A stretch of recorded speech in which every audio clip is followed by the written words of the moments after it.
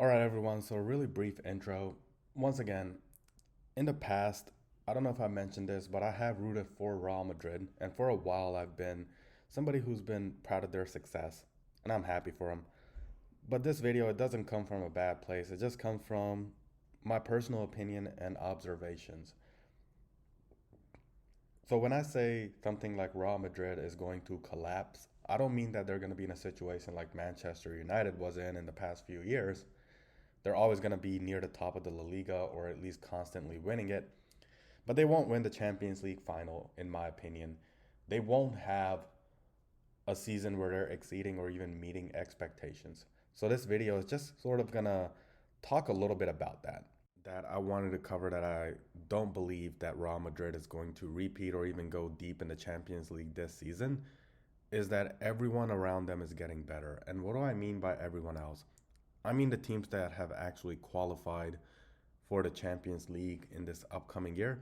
So we're going to quickly look at these teams right now. As you can see, teams like Manchester City, Arsenal, Liverpool, Aston Villa, but then also Barcelona and Atletico, Bayern Leverkusen and Bayern Munich, Inter, Juventus, PSG, all these teams that have qualified for the Champions League in this upcoming season.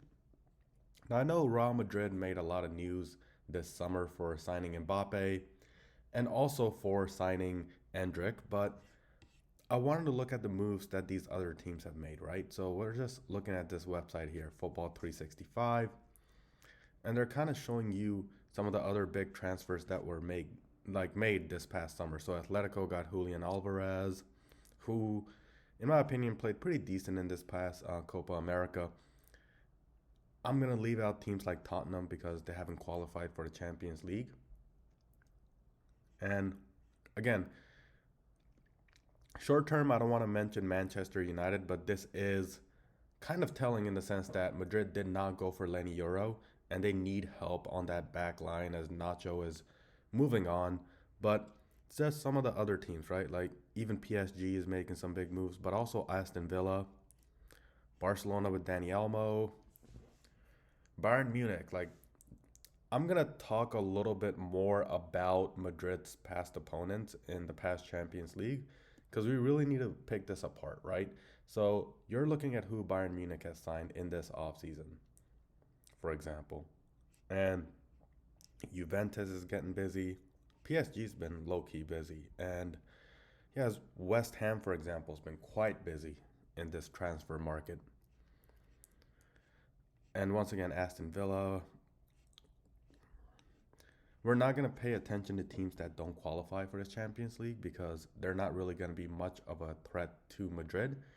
But the point I'm trying to make here is that everyone else is getting better as well. And if you look at the past Champions League, which I'm going to get to, it wasn't like Madrid was coming in and just blowing everybody out. So I'm going to get a little bit more into that right now. So the next thing I wanted to look at, and if you're a Madrid fan, you have to honestly look at this too. So this is the bracket from the most recent UEFA Champions League tournament. And if you're looking at it, I'm looking at the margins here. But before I do that, let's give credit where it is due. If we're giving credit where it is due, like Real Madrid did not have an easy run to the final. They had to play the who's who. Like they had to play the Manchester Cities and the Bayern Munichs. But as we're looking at some of these games, you have to look at how close they were. It wasn't like they convincingly won those games. Like Manchester City, for example, you're one bad penalty shootout away from not making the Champions League or getting out of the quarterfinals. Bayern Munich, again, that was a really close game, and it involved Joselu coming out and saving the team, in my opinion. So, their season last season was one that involved a lot of luck. Granted, they had to go through a lot of tough teams, so let's give credit where it is due, but it involved a lot of luck. And when you have a season that involves a lot of luck, the thing is, luck tends to run out. At some point, it can even work against you. So if like a Madrid fan, I'm asking these questions, right? I'm asking, what happens if we get into the next penalty shootout? Because those can go either way. Are we going to have another Joselu come through or another performance that's clutch like that come through the next time we play a team like Bayern Munich? So that's a question you need to ask yourself if you're a Madrid fan.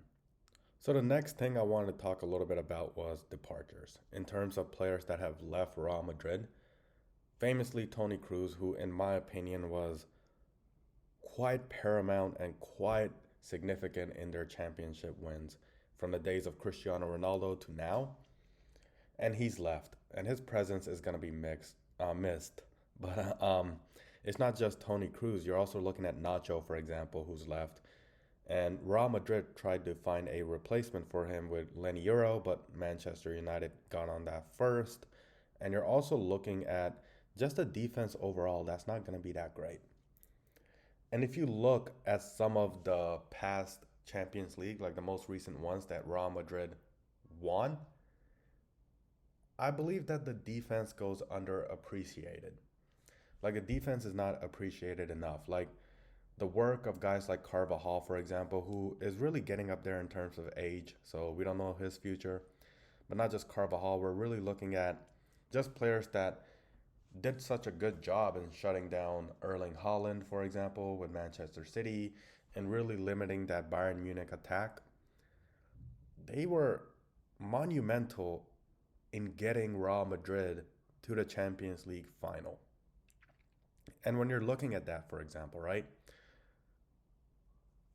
it's important to realize that those are the kind of those are the kind of situations where you tend to miss your defense, because when they're away and the games are that close, who's to say that this time around Manchester City can't come through and score? Who's to say that this time around, if they play a PSG or if they play a heavily offensive team, that they have the defense to shut that team down, instead of having a situation where you have Mbappe and the front three overall just trying to compensate in a big way offensively, right? So that's a really big point to pay attention. So the next thing, as you'll see, is that it is quite difficult to repeat. And we have to give credit where credit is due. The one team to pull that off is Real Madrid. Ancelotti was not the head coach or the manager for all of these wins, by the way. Like, he took back over in 2021, I believe.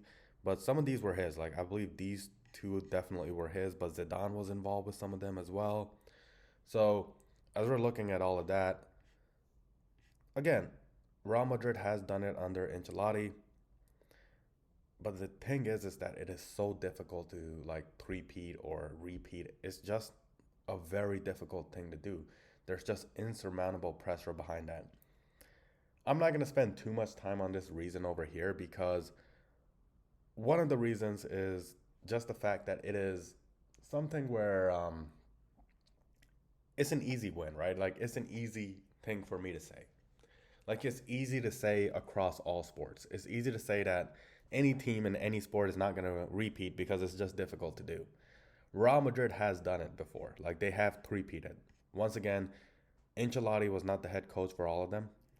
He was definitely the head coach for like the first couple of them, I believe. But again, it's just so difficult to repeat, guys. It's just really tough to repeat. It is really tough.